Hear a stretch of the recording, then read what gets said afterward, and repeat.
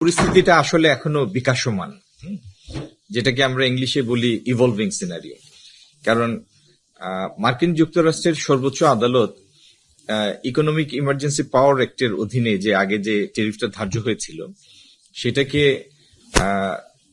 যখন মেনটেনেবল না ডিক্লেয়ার করে ঘোষণা করে, পরবর্তীতে ইউএস গভর্নমেন্ট সেকশন 122-এর অধীনে প্রথমে 10, তারপরে ইউনিভার্সাল সবার জন্য, এটা বাংলাদেশের জন্য না, সব দেশের জন্যই 15% ট্যারিফ ঘোষণা করেছে। আমরা ঘোষণা শুনেছি, কিন্তু আমরা তো ইন রাইটিং এখনো কিছু পাইনি।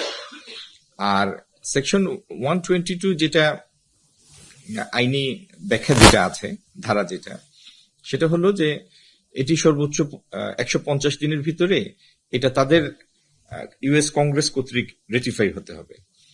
তো আর বাদ বাকি তো টিভিতে, পেপার পত্রিকা, ফেসবুকে আপনারা যে দেখছেন আমরাও সেটা দেখছি। আমাদের কাছে সরকারি পর্যায়ে কোনো ক্লারিফিকেশন আসেনি বা কোনো ইন রাইটিং কিছু আসেনি। তো সিনারিওটা আমি আবারও বলবো, এটা একটা বিকাশমান অবস্থান। এ গ্রেড ক্লিংকারের কনফিডেন্স সিমেন্ট, বাংলাদেশের হৃদয় জুড়ে।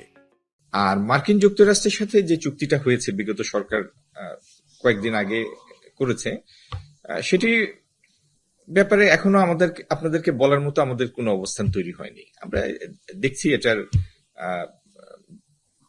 পক্ষে বিপক্ষে কি আছে।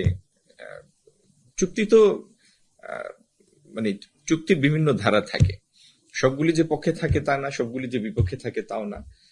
এটা দেখবো, তারপরে আমরা একটা আমাদের করণীয় ঠিক করবো। এটা চুক্তি হওয়ার পরে সেটা বলবৎ হওয়ার জন্য মাঝখানে বেশ কিছু প্রসেস থাকে। আর আমি আবারও বলছি যে মার্কিন যুক্তরাষ্ট্রের এই ট্যারিফের বিষয়টা এখনো ইভলভিং, বিকাশমান। তো যে জিনিসটা এখনো বিকাশমান, সে সময় আমি কোনো মন্তব্য করতে চাই না। না, এরকম আমি আপনাকে দিন তারিখ বেঁধে দিব। আমরা দেখবো, আমাদের সামনে তো মাত্র তো গতকাল আসলামই, আমরা দায়িত্ব নিলাম। আপনাদের মানে এটা একটা মেটাফোর আর কি, গতকাল মানে মেটাফোর। আমার কথাটা ছিল যে এই বিষয়টা এখনো ইভলভিং একটা সিনারিও। হ্যাঁ, তো সেই জন্য বিকাশমান একটা পরিস্থিতিতে আপনাদের প্রতি অনুরোধ থাকবে, এরকম একটা সেন্সিটিভ আন্তর্দেশীয় সম্পর্কের ক্ষেত্রে আমার অনুরোধ থাকবে, আপনারা দয়া করে মন্তব্যের জন্য জোরাজুরি করবেন না। এখানে সবাই আমরা দেশপ্রেমিক মানুষ। না না না, আমরা ব্যবসায়ী প্রতিনিধিদের আমরা ডেকেছি অনেক একটা বড় রেঞ্জের আলাপের জন্য। এটা এখানে বিভিন্ন সেক্টরের প্রতিনিধি যারা ছিলেন, প্রত্যেকটা সেক্টরই তো বাংলাদেশে বিভিন্ন সমস্যা আছে। শিল্পের ক্ষেত্রে সমস্যা আছে, বস্ত্র শিল্পের ক্ষেত্রে সমস্যা আছে, কিভাবে আমরা রপ্তানি আগামী দিন বেগবান করব সেগুলি নিয়ে বিভিন্ন সেক্টরে বিভিন্ন প্রস্তাবনা আছে, ফার্মাসিউটিক্যালস আছে। এইভাবে একটা ব্রড রেঞ্জের আলাপের জন্য আমরা বসেছি।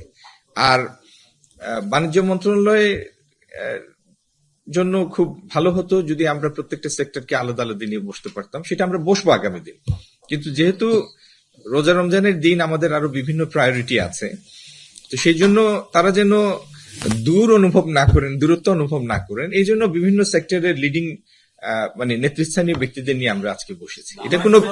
এটা কোনো বিশেষ বিষয়ে আলোচনার জন্য ব্যাপারটা সেরকম। নন ডিসক্লোজার এগ্রিমেন্টটা ছিল চুক্তির আলাপ আলোচনাকালীন সময়, মানে ডিউরিং দি নেগোসিয়েশন পিরিয়ড। আর দ্বিতীয়ত, এই চুক্তি বিষয়ে আমি প্রথমেই আপনাদের অনুরোধ করেছি, চুক্তিটা একটা সেন্সিটিভ ইস্যু, দেশটাও সেন্সিটিভ একটা দেশ আমাদের জন্য, বিভিন্ন কারণে গুরুত্বপূর্ণ পৃথিবীর মধ্যে।